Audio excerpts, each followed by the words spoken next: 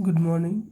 आज हम देखते हैं पीरियोडिसिटी इन पीरियोडिक टेबल। हम देखते हैं पीरियोडिसिटी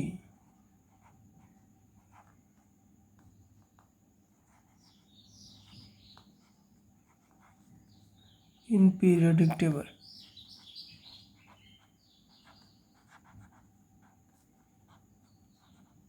यानी कि पीरियोडिक टेबल में जो एलिमेंट रखे होते हैं उनकी प्रॉपर्टीज़ किस डायरेक्शन में जा कर के चेंज होती है, ये हमें देखना है।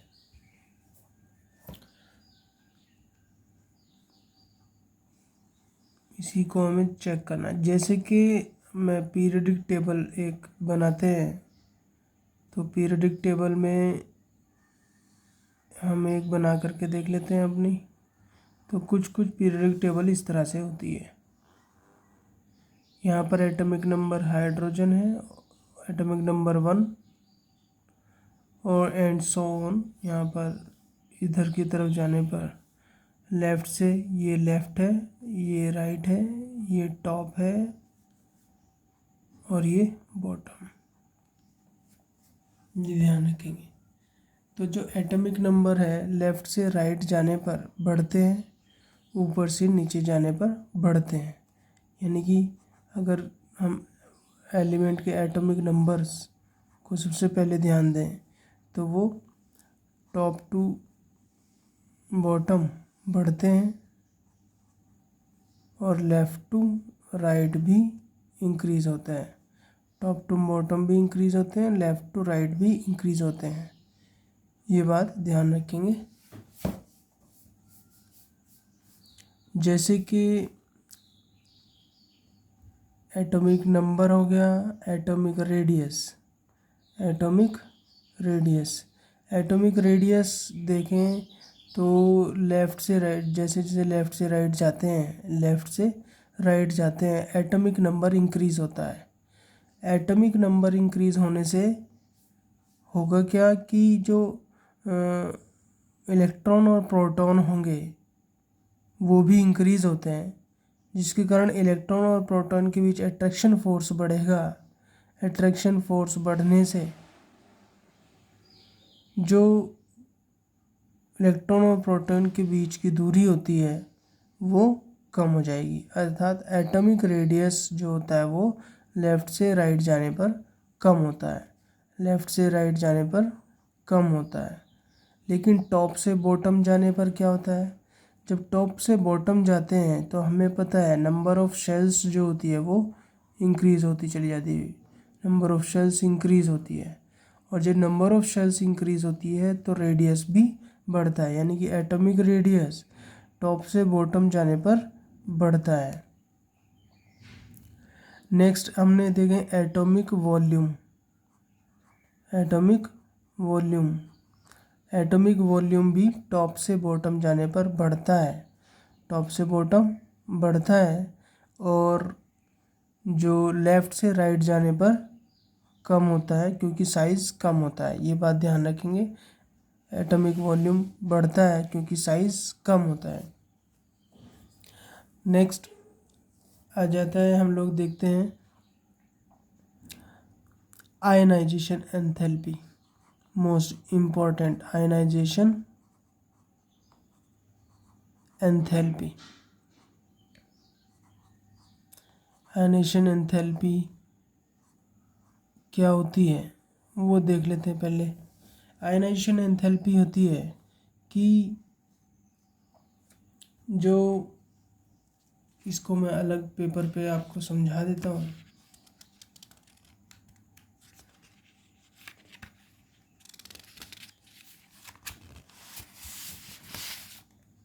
पहले हम यहाँ पर समझ लेते हैं आयनाइजेशन एंथैल्पी क्या होती है।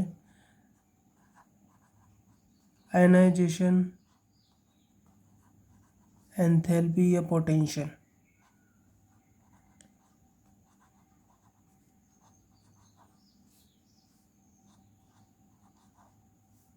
आयनाइजेशन एंथैल्पी में क्या होता है? देखिए, कोई भी एटम होता है, इसमें ये न्यूक्लियस है और इसके बाहर शेल्स है, इस शेल्स में इलेक्ट्रॉन रिवॉल्व होते रहते हैं। अगर मैं एनर्जी देता हूँ, मैंने एनर्जी दी, तो हमें पता है कि ये इलेक्ट्रॉन यहाँ से रिमूव हो जाएगा। ठीक है, तो कहने का मतलब ये है, एनर्जी दे करके, एनर्जी जितनी रिक्वायर्ड है इस इलेक्ट्रॉन को रिमूव करने के लिए, आउटर मोस्ट शेल से इलेक्ट्रॉन को रिमूव करने के लिए जो एनर्जी रिक्वायर्ड होती है उसे हम आयनाइजेशन एनर्जी या आयनाइजेशन एंथैल्पी या आयनाइजेशन पोटेंशियल कहते हैं। तो आयनाइजेशन एंथैल्पी क्या हो गया? Required energy to remove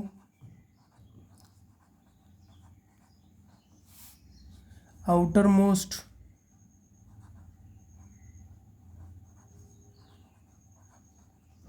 or loosely bound electron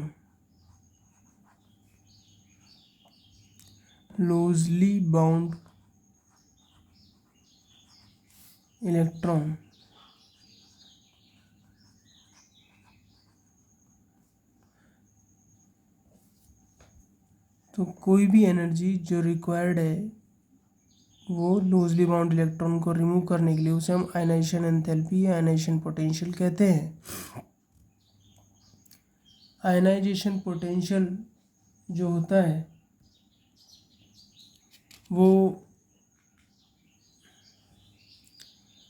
हमेशा पॉजिटिव रहता है, यानी कि आईपी जो होता है वो क्या होता है? पॉजिटिव होता है, क्योंकि ये एनर्जी कैसी है? रिक्वायर्ड एनर्जी है। ये हमेशा पॉजिटिव होगा क्योंकि ये एनर्जी रिक्वायर्ड होती है।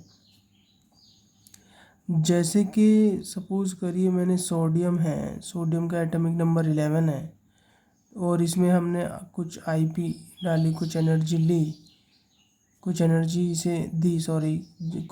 दी, तो इसमें से एक इलेक्ट्रॉन निकल जाएगा और जो एटम है वो कैसा हो जाएगा? पॉजिटिव चार्ज आ जाएगा। तो इसे हम क्या कहते हैं? आईपी। और ये कैसी होगी? ये इसकी एंथैल्पी जो होगी वो एनर्जी कैसी होगी? पॉजिटिव होगी। जो एनर्जी रिक्वायर्ड होती है उसे हम पॉजिटिव एनर्जी कहते हैं। अब ये भी ध्यान रखेंगे कि एटम से एक से ज़्यादा इलेक्ट्रॉन भी निकाले जा सकते हैं। जैसे सपोज एग्जांपल लेते हैं एल्यूमिनियम, एटॉमिक नंबर 13, तो इसे एनर्जी रिक्वायर्ड होगी तो हम इसमें एक इलेक्ट्रॉन निकाल देंगे इस तरह से, तो Al+ बन जाएगा। अगर ये Al+ में से, यानी कि इलेक्ट्रॉन कितने होंगे? 12, तो इसमें से एक इलेक्ट्रॉन और निकाल जाता है, ये +2 की फॉर्म आ जाएगी। और अगर मैं Al+2 करूँ, इसमें से भी एक इलेक्ट्रॉन और निकाला जाता है, Al+3 आ जाएगी। और ये इलेक्ट्रॉन इस तरह से, तो हम जानते हैं जब हम पहला इलेक्ट्रॉन निकालते हैं तो उसे फर्स्ट आयनाइजेशन एनर्जी या एंथैल्पी या कहते हैं। इसे हम सेकंड आयनाइजेशन एनर्जी एंथैल्पी कहेंगे। इसे क्या कहेंगे? थर्ड आयनाइजेशन एनर्जी या पोटेंशियल कहेंगे। तो जैसे जैसे हम इलेक्ट्रॉन निकालते हैं उस तरह से प्रोटॉन और इलेक्ट्रॉन के बीच में, जैसे कि हमने आउटर मोस्ट इलेक्ट्रॉन निकाल दिया यहाँ से, तो ये इलेक्ट्रॉन निकलने के बाद इसमें जो इलेक्ट्रॉन बचेंगे, प्रोटॉन तो उतने ही हैं, तो प्रोटॉन और इलेक्ट्रॉन के बीच में अट्रैक्शन फोर्स बढ़ जाता है, जिसके लिए अब इलेक्ट्रॉन को निकालने के लिए ज़्यादा एनर्जी की रिक्वायरमेंट होगी। तो इस तरह से इनका जो एनर्जी का जो ऑर्डर होता है वो क्या हो जाएगा? थर्ड आयनाइजेशन पोटेंशियल ज़्यादा होगा, सेकंड उससे कम और फर्स्ट उससे कम होगा। तो ये जो ऑर्डर होता है ये आयनाइजेशन पोटेंशियल के लिए होता है। बात समझ में आ जाती है।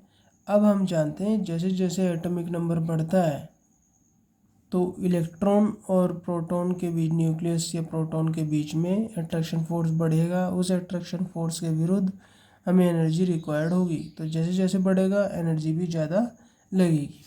तो यहाँ पर अगर हम देखें आयनाइजेशन पोटेंशियल एंथैल्पी जो होती है वो टॉप से बॉटम जाने पर, चूँकि इलेक्ट्रॉन दूर दूर हो जाते हैं न्यूक्लियस से शेल बनने के कारण से, तो इस वजह से आयनाइजेशन एनर्जी कम लगेगी। जबकि क्योंकि लेफ़्ट टू राइट जाने पर इलेक्ट्रॉन और प्रोटॉन के बीच में जो दूरी होती है वो कम होती चली जाती है, अट्रैक्शन फोर्स बढ़ता है। तो यानी कि अट्रैक्शन फोर्स बढ़ने के विरुद्ध हमें एनर्जी चाहिए, जो कि एनर्जी बढ़ती चली जाएगी। तो ये ध्यान रखेंगे, टॉप से बॉटम आयनाइजेशन एंथैल्पी जो होती है वो कम होती है और लेफ़्ट से राइट आयनाइजेशन एंथैल्पी बढ़ती है, ये ध्यान रखेंगे। नेक्स्ट इसी तरह का आ जाती है problem electron gain enthalpy. Electron gain enthalpy, ये इसका यानी कि ये क्या होता है, इसे भी हम लोग समझ लेते हैं कि ये क्या होता है। इलेक्ट्रॉन गेन एंथैल्पी इसे हम ई के द्वारा भी शो करते हैं। इलेक्ट्रॉन गेन एंथैल्पी क्या होता है, किसी एटम्स में, गैसियस एटम्स में, आइसोलेटेड एटम्स में बाहर से इलेक्ट्रॉन डालने के लिए, बाहर से इलेक्ट्रॉन इंसर्ट करने के लिए जो एनर्जी चेंज आता है, इस प्रोसेस में जो टोटल एनर्जी चेंज आता है उसे हम इलेक्ट्रॉन गेन एंथैल्पी कहते हैं। ध्यान रखेंगे, इलेक्ट्रॉन को इंसर्ट कराने के लिए, या इसकी डेफिनेशन भी मैं लिखवा सकता हूँ, ये है the electron gain enthalpy is the energy change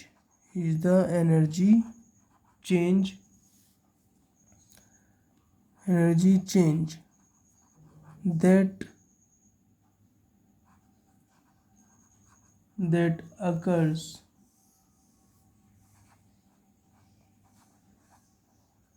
for the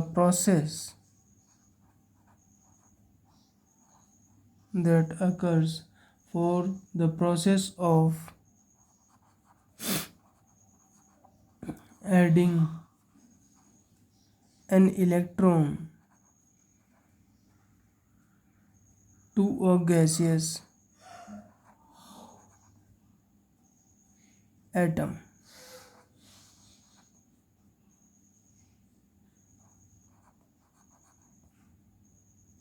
Isolated atom.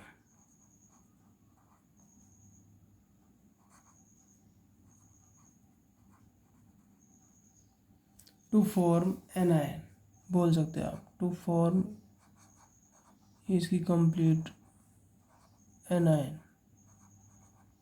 Like कोई भी एटम है उसमें मुझे इलेक्ट्रॉन इंसर्ट कराना है और इसे एनायन बनाना है, तो इसके लिए इस प्रोसेस में जो एनर्जी चेंज होती है उसे मैं इलेक्ट्रॉन गेन एंथैल्पी कहता हूँ। जैसे कि क्लोरीन है, क्लोरीन का एटॉमिक नंबर होता है 17, इलेक्ट्रॉनिक कॉन्फिगरेशन 287। तो यहाँ पर क्लोरीन में एक इलेक्ट्रॉन में इंसर्ट करा रहा हूँ, तो इसमें जो चार्ज हो जाएगा वो माइनस और ये फॉर्म हो जाएगा एनायन, एटॉमिक नंबर 17, लेकिन इसके कारण से इलेक्ट्रॉन गेन हो जाएंगे, इसके इलेक्ट्रॉनिक कॉन्फिगरेशन 287। ये चीज़ ध्यान रखेंगे, तो इसे हम कहते हैं इलेक्ट्रॉन गेन एंथैल्पी। और क्लोरीन मॉलिक्यूल में अप्रॉक्सीमेटली जो एनर्जी इसमें इवॉल्व होती है वो होती है -349 किलो जूल पर मोल, इतनी एनर्जी इसमें निकलती है। क्लियर हो जाती है बात।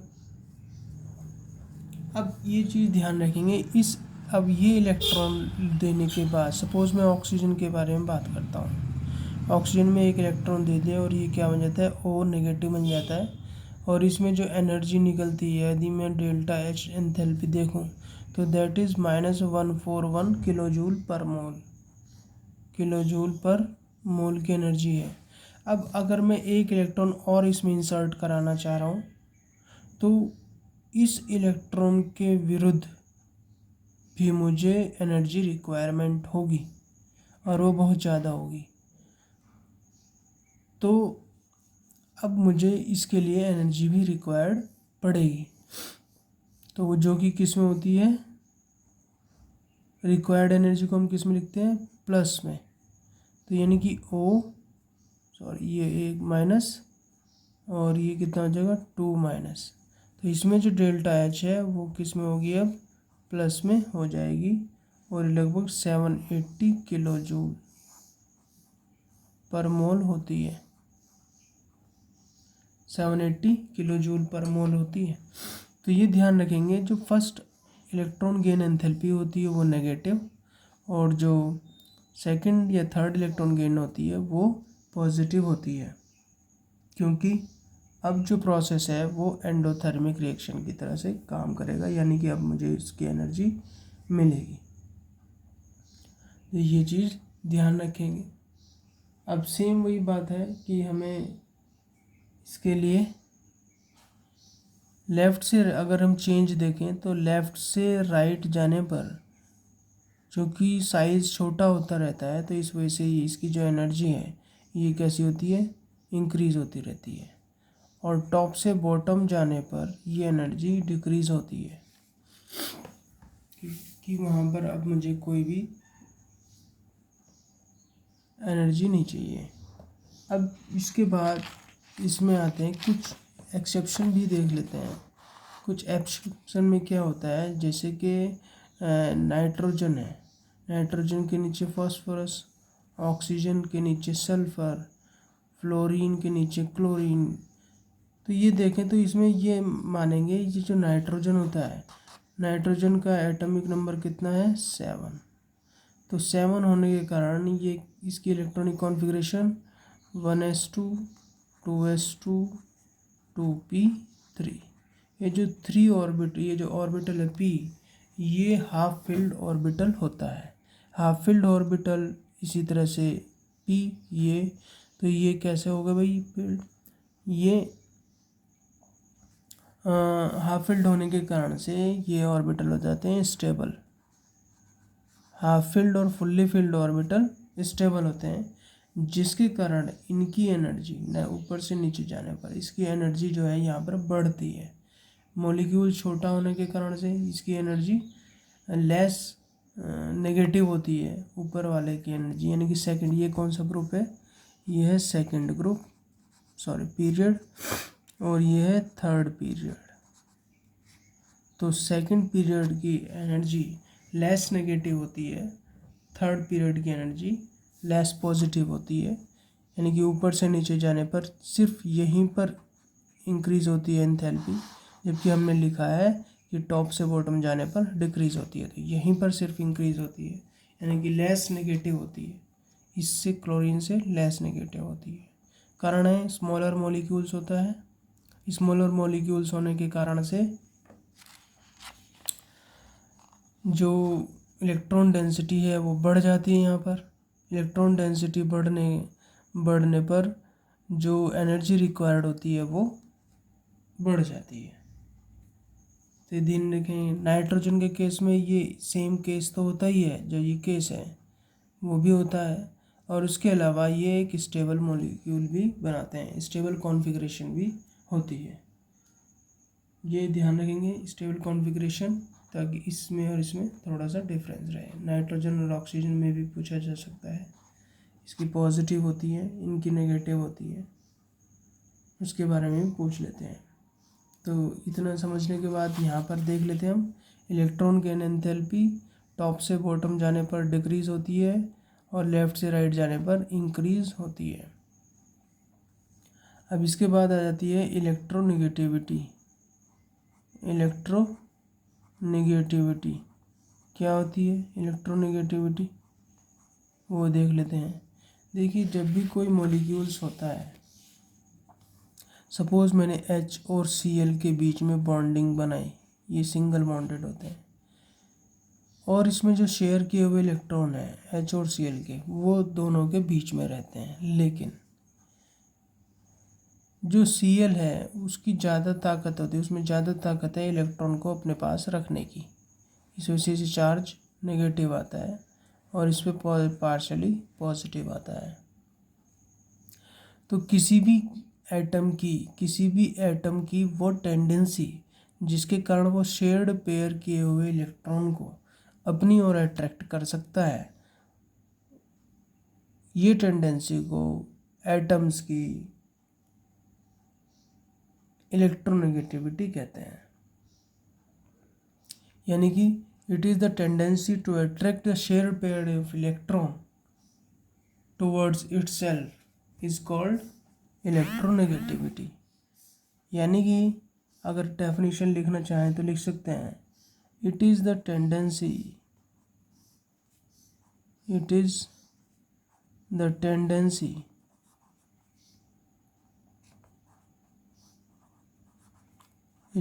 टेंडेंसी ऑफ एन एटम, लिखनी भी है ये, of an atom to attract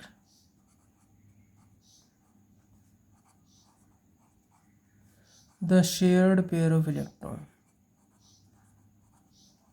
shared pair of electron, ये होती है। अब शेयर्ड पेयर ऑफ इलेक्ट्रॉन जैसे जैसे लेफ्ट साइड की डायरेक्शन में जाते हैं वैसे वैसे इलेक्ट्रोनेगेटिविटी बढ़ती है, यानी कि इलेक्ट्रॉन को अट्रैक्ट करने की टेंडेंसी बढ़ जाती है। जैसे जैसे पैर राइट साइड में आते हैं किसी भी पीरियडिक टेबल के, जैसे जैसे हम लेफ़्ट साइड में रहते हैं, ये यहाँ पर मेटल है, मेटल की टेंडेंसी इलेक्ट्रॉन को लॉस करना होता है, ना कि गेन करना। तो शेयर्ड पेयर इलेक्ट्रॉन को भी वो क्या करती है, लॉस करती है, अपनी तरफ से दूर हटाती है। लेकिन इधर जैसे कि यहाँ पर Cl है माना और यहाँ पर Na है, तो Na और H है, तो H जो होगा वो अपनी तरफ से इलेक्ट्रॉन को दूर भगाएगा, जबकि Cl इस इलेक्ट्रॉन को गेन करेगा, उस इलेक्ट्रॉन पेयर को गेन करेगा या अपनी ओर अट्रैक्ट करेगा। तो ये ध्यान रखेंगे, यहाँ पर भी सेम बात रहेगी। इलेक्ट्रोनेगेटिविटी टॉप से बॉटम जाने पर डिक्रीज़ होती है और लेफ़्ट से राइट जाने पर इंक्रीज़ होती है। तो ये पीरियडिक ट्रेंड्स था, इसमें हम लोग कुछ क्वेश्चन भी करके देख लेते हैं। क्वेश्चन हम लोग जैसे कि क्वेश्चन है, अब इसी ट्रेंड से मैं क्वेश्चन भी करता हूँ। क्वेश्चन है कि आयोडीन I+ और I- को एटॉमिक के इंक्रीजिंग ऑर्डर में लगाइए, एटॉमिक साइज के इंक्रीजिंग ऑर्डर में। तो हमें पता है जो I एक कॉमन एटम है, नॉर्मल न्यूट्रल एटम। I जो पॉजिटिव है उसमें ने एक इलेक्ट्रॉन डोनेट कर दिया, एक इलेक्ट्रॉन डोनेट करने के कारण से इसका साइज़ कम हो जाता है, इसका साइज़ इससे भी कम हो जाएगा। और ये जो I- है इसने एक इलेक्ट्रॉन गेन करा, एक इलेक्ट्रॉन गेन करने से इसका साइज़, एटॉमिक साइज़ बढ़ जाता है, I+ से भी ज़्यादा हो जाएगा। तो ये इसका साइज़ क्या हो जाएगा, इससे भी ज़्यादा, यानी कि I-, ये ध्यान रखेंगे, I- का साइज़ बढ़ जाता है। अब जैसे ये हमने एटॉमिक साइज़ पर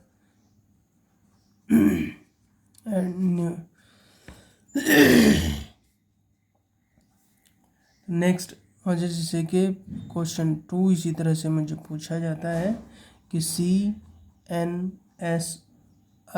और P इसके एटॉमिक साइज़ पर बढ़ते हुए क्रम में लगाइए। अब हमें ये पता है, अगर हम पीरियडिक टेबल जानते हैं तो कार्बन का एटॉमिक नंबर होता है 6, नाइट्रोजन का होता है 7, ठीक है, और सिलिकॉन का होता है 14 और फास्फोरस का होता है 15। तो ये इस तरह से आते हैं, कार्बन, सिलिकॉन, नाइट्रोजन, फास्फोरस। अब हमने ट्रेंड में क्या है कि जो एटॉमिक नंबर है वो टॉप से बॉटम बढ़ता है और एटॉमिक रेडियस भी टॉप से बॉटम बढ़ता है और लेफ़्ट से राइट घटता है।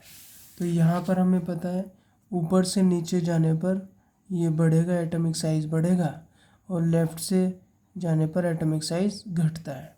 तो यानी कि कार्बन से छोटा किसका साइज़ है? नाइट्रोजन का साइज़ है। और सल्फ़र सिलिकॉन से छोटा फास्फोरस का साइज़ है। तो फास्फोरस का साइज़ चूँकि नीचे है, इसके नीचे, तो यहाँ पर क्या हो जाएगा? फास्फोरस सबसे बड़ा हो जाएगा, कार्बन सबसे छोटा हो जाएगा। अब आते थे नाइट्रोजन और सल्फ़र की, सिलिकॉन की। तो सिलिकॉन का साइज़ नीचे होने के कारण से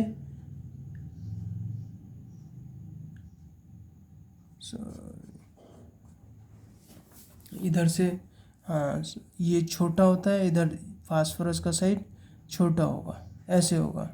तो कार्बन हमने ये लिखा ना, कार्बन का साइज से नाइट्रोजन का साइज़ बड़ा होगा, छोटा होगा, और सिलिकॉन से फास्फोरस का साइज़ छोटा होगा। तो इसका जो ट्रेंड बनेगा वो सबसे छोटा कौन सा हो गया? नाइट्रोजन। ठीक है, नाइट्रोजन से बड़ा हो जाएगा कार्बन। ठीक है, कार्बन से बड़ा हो जाएगा फिर फास्फोरस, और फास्फोरस से बड़ा हो जाएगा सिलिकॉन। ये वाला ट्रेंड इसमें आएगा, ध्यान रहेंगे। इस तरह से हमें इसे करना है। अब नेक्स्ट देख लेते हैं आयनाइजेशन एनर्जी के बारे में कोई क्वेश्चन। एक मिनट, इसके बारे में कुछ क्वेश्चन देख लेते हैं। तो इसमें हम न्यूमेरिकल करते हैं कि आयनाइजेशन एंथैल्पी के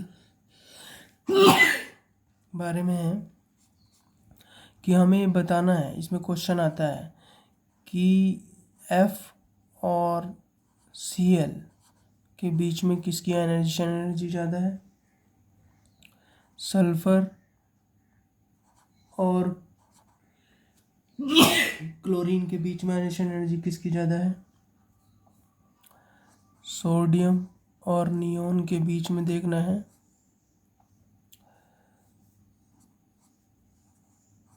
और हमें देखना है आर्गन और के के बारे में, के बारे में, Kr क्रिप्टन। तो हमने कहा था फर्स्ट, आप देख लीजिए फ्लोरीन और क्लोरीन। तो हमें ये पता है कि फ्लोरीन कहाँ है? पीरियडिक टेबल में ऊपर है और क्लोरीन इससे नीचे आता है। लेकिन हमने ये भी कहा था कि ये जो है इसका ये एक्सेप्शन भी है कि फ्लोरीन की जो ऊपर से नीचे, देखो ट्रेंड देखते हैं, ऊपर से नीचे जाने पर आयनाइजेशन एनर्जी कम होती है। जबकि हमने ये कहा था कि फ्लोरीन, ऑक्सीजन, नाइट्रोजन, इधर फास्फोरस, सल्फर, इन तीन में ऊपर से नीचे जाने पर आयनाइजेशन जो एनर्जी है वो बढ़ रही है।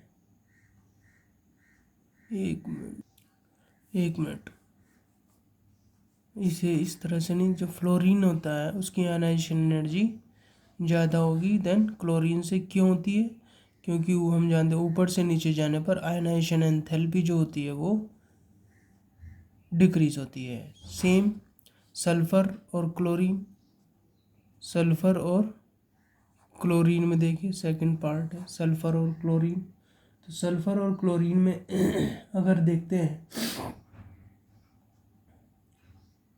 तो क्लोरीन की जो एनर्जी है इसकी ज़्यादा होती है, क्योंकि सल्फ़र फर्स्ट पीरियड में है, क्लोरीन सेकंड पीरियड में है, और ये